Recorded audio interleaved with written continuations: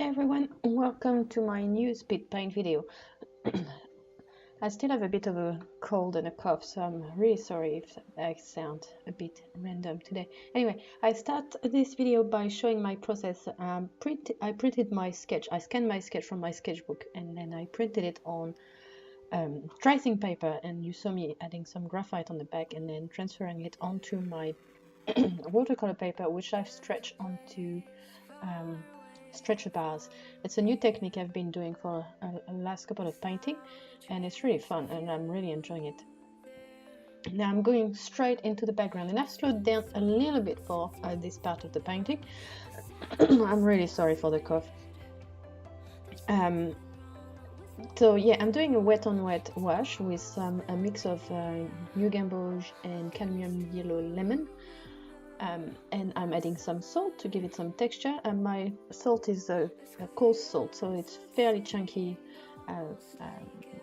bits of salt, and I'm adding a little bit more paint. You saw me preserve a little bit of white. I wanted to keep a very strong like white circle there. It was in my sketch. I wasn't quite sure how I was gonna render that in the painting, but in the end I'm really happy with the way I did it. And now I'm doing a green, and the green I use the same yellow, and I've added some cyan, and it's this very, I don't know, I really like this green. It's a very spring-like kind of green. It's very, very vibrant, but not artificial looking. It does look like something you would find in nature, if that makes any kind of sense. And I left the salt there, and it's still a bit wet. The yellow is still a bit wet underneath, so there's a bit of mixing going on.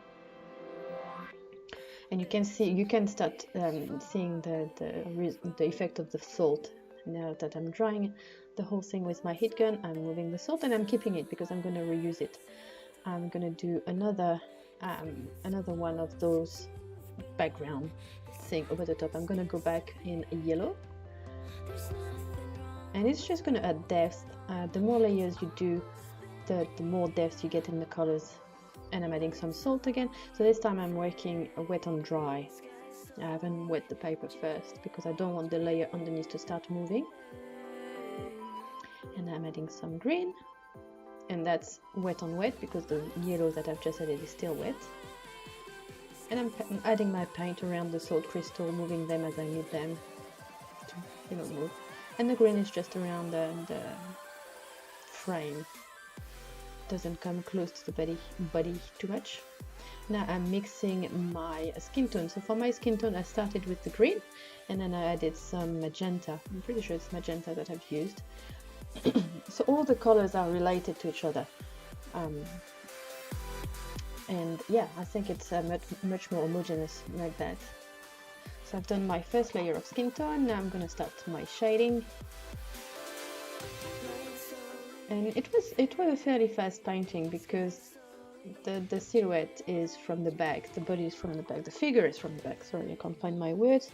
So it didn't take too long to shade, and there's not so much shading and details happening. And I'm mixing a red violet, so I've used cyan and magenta,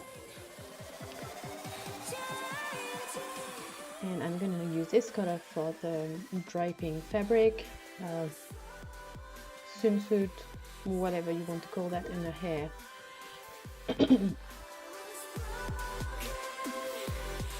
And I'm using for the hair, I'm using a paintbrush called the liner brush, which allow me to have this very smooth long line. I have more shading on the bottom, and I'm shading it as if it was a sphere, a ball, if that makes sense, if that helps. A little bit more shading under the arms because they're under and close to the body, so there wouldn't be much light reflected. And now I'm going to add a little bit more shading on the fabric. And I'm adding a triangle of shade. It's very faint, but I wanted it there, and I needed to do that before I transfer the tattoos. So I'm transferring it one section at a time. The reason I was doing that is because I was streaming at the time, and it would have been extremely boring to just see me put some graphite on the back of the paper and on the back of the tracing paper, and then transfer it, and then finally do the inking. inking being not literal. Sorry, I'm using my Prismacolor, whatever, my Polychromos pencil. I'm really sorry. I'm trying to do this recording very quickly while my children and my husband are out playing. I'm trying to do it all in one go. So I'm doing that with my Polychromos pencil in Prussian blue. And I wanted something, as I did consider doing it in different colors with a bit of watercolor effect in the tattoo, but then I thought it would introduce too many colors and be a bit too confusing. I really wanted to keep the piece quite simple in the colors it was using, so I decided to choose a pencil that was close to what tattoo ink looked like. And I've added a bit more dimension to the hair by adding a darker layer of hair strands. And now I'm going to start working on the fabric, on the drape fabric. Now I'm not very good yet at painting folds in fabric. I'm getting better. It's just a question of practice, like everything. So we're getting there. And now I'm adding the final detail on the clothes, if you can call that clothes. And yeah, more shading. It took me a while to do the shading on the fabric, to get it to a point where I was happy. It turned out good. I could probably do it even better, but you know, it's practice. We get there. So more shading, now some drop shadow from under the fold, some more hair detail, and finally I think that's my darkest shading. Some shading under the hair as well to make it look like it's lifted off the skin, and now adding some details with colored pencil, not much, just a little bit of highlight here and there and deeper shadows where needed.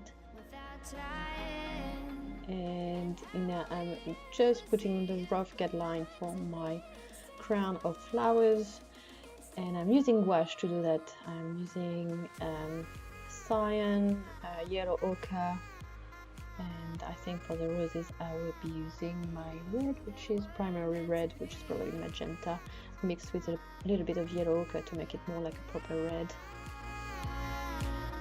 So the thing with gouache is that it reactivates when you add layers on top, so you can get a very good blending, but you can also move your paint completely, so that's something you need to be aware of. If you're fast and you know what you're doing, then it's really fun to work with gouache. And my favorite thing is doing those little highlights on the roses. It's just so much fun. If you want me to do a video on how to do those, just let me know.